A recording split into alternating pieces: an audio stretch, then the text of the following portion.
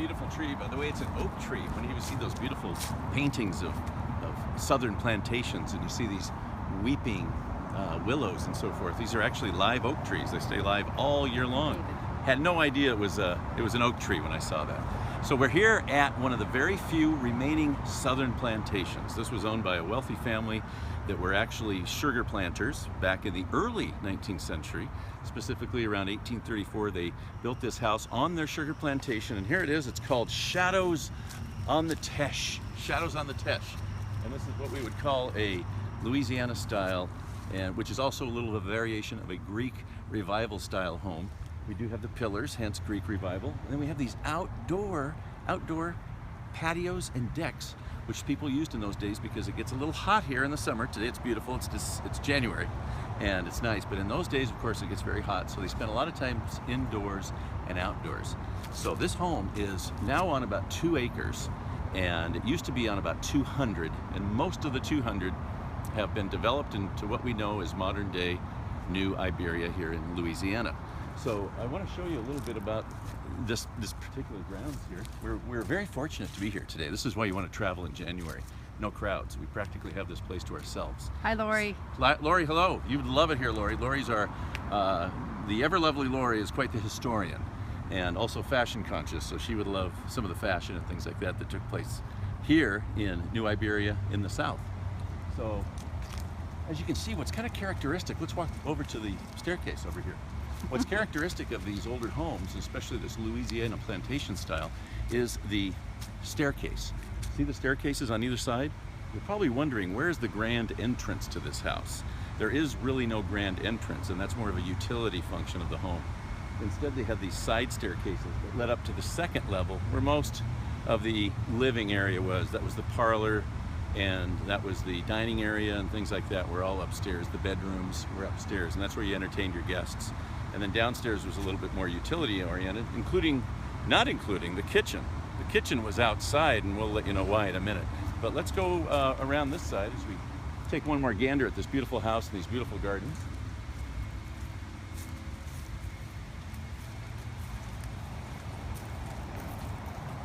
Again, come take a look at this informal entry. Come over here.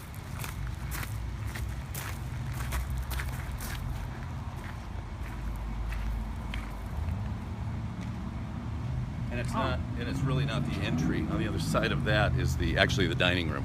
The dining room's on the main level, and we'll show you why in a minute. Donna says my head's taking up. By the way, Donna Baker is the director of the Periscope. You just think it's me talking. It's actually someone over here telling me what to say, what to do. There's her hands. Here, come on. There's her hands. Say hi. And she is the one. And also, be sure you get on our Savory Road Instagram to see more photos of this. Hey, let's beat the gardener. The gardener's coming, so we got to get over here.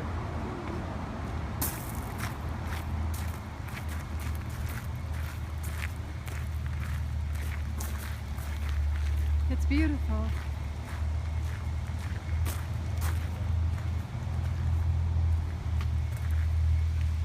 So it's this beautiful side garden here. It's just an example of the beautiful grounds here. Keep in mind that if you come to New Iberia, like a lot of cities, and especially the old money, was always along the main street. It's where all the people with money lived. So everybody got to see all the nice houses. No different here in Louisiana. In fact, when this wealthy family first put down this plantation, they actually had to adhere to the local street codes for their curbs and so forth.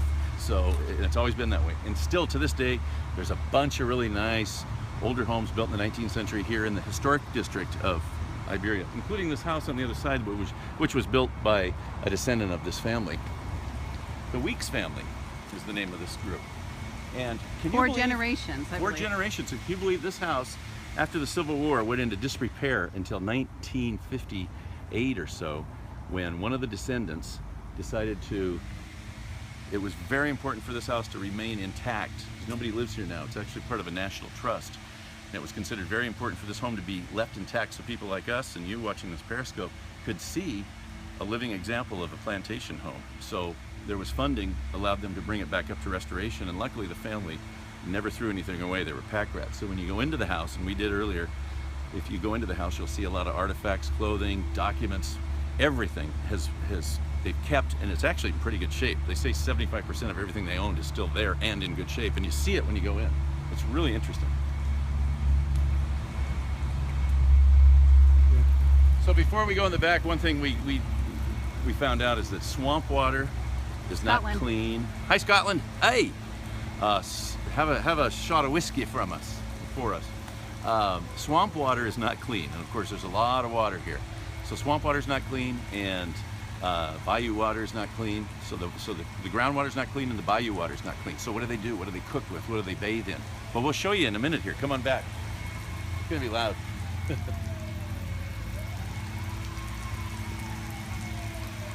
Oh, he's heading out to a pub. Oh, he's heading out to a pub. Okay, nice.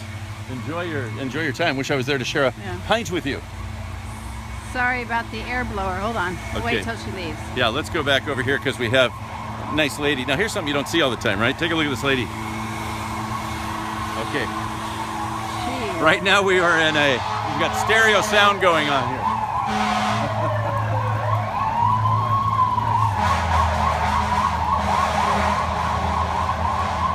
Always wave to a fireman, always wave to the policeman. I still do that. He's a goofball. I don't know if you can hear me. Can you hear me out there, people in Periscope land? Okay. So, what do they do for water? Rainwater comes off the buildings, and it comes down and into the ground into a contained cistern. It's not going to be mingling with the groundwater. It goes into these brick cisterns, and that's what they use for cooking and for bathing and, of course, for drinking. And that is an example of a brick cistern. There's two of these. That one. And that one over there. That's both of them. Wow. Hey, forget your crime. We're trying to do a Periscope. Let's go over here.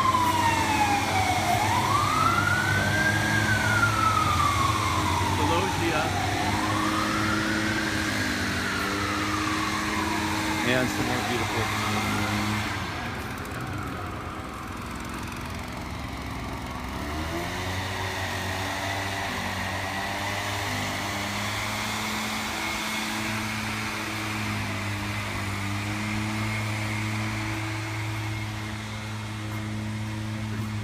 Yeah, I'm hoping to. Yeah, we're gonna try to get out of the noise.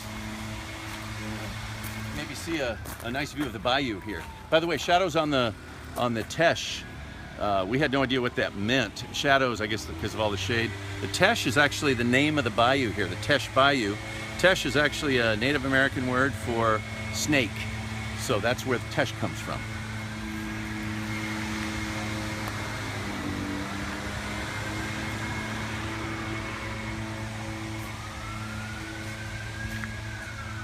Nice. Come out here. So we can escape a little bit of the noise and we can show you the bayou here. Isn't it pretty? So the bayou runs along this area, and from what we understand, most of the sugar plantation was done down this way. So yes, it was operated mostly. The sugar was picked or plucked, I guess, and ground by slaves, and the slaves lived in another community. No, they lived here. Did they live here? Yeah. Okay, I thought they lived in another. So Are there ghosts in the bayou? Are there ghosts in the bayou? I don't know. Do you see them? You might see them there looking at this through Periscope. We didn't ask if the house was. We wanted to. We didn't ask if the house was haunted, but it didn't feel haunted. It felt... evidently, the woman that first moved in back in 1832, the first generation of the Weeks family, did not like it here. It was hot. They moved from somewhere in the northeast. From an island, no. I don't know where they moved from. He doesn't get his history. Donna's going to not only tell you that I'm wrong, but she's going to laugh at me because I'm wrong. A sugarcane island about 20 miles south of here. She listens, I don't. So I actually listen. I just don't remember. Spooky. So it didn't get to stay. So it could be. It could be a little bit here. If you've been to the Haunted Mansion in Disneyland, keep in mind Walt Disney visited this very mansion. Oh yeah. Back in the 50s. Very likely he used this mansion as his inspiration for the Haunted Mansion in Disneyland. So because it's very similar. So that's a little scary. But you can just imagine being here and working very hard. And from what I understand, as they say, it doesn't make it right, but the slaves were treated very well. They worked hard during sugar season because obviously, you know, you gotta got to hit the irons when they're hot and make hay when the sun shines. So they worked 12-hour days. But they had something they called fiasco, which was when the end of the season, brokers gave them all their money. The sugar, raw sugar, went to be refined and sold all over the world. The families had parties and the slaves had parties. And they basically celebrated with good wine and good food and whatever they had for several days.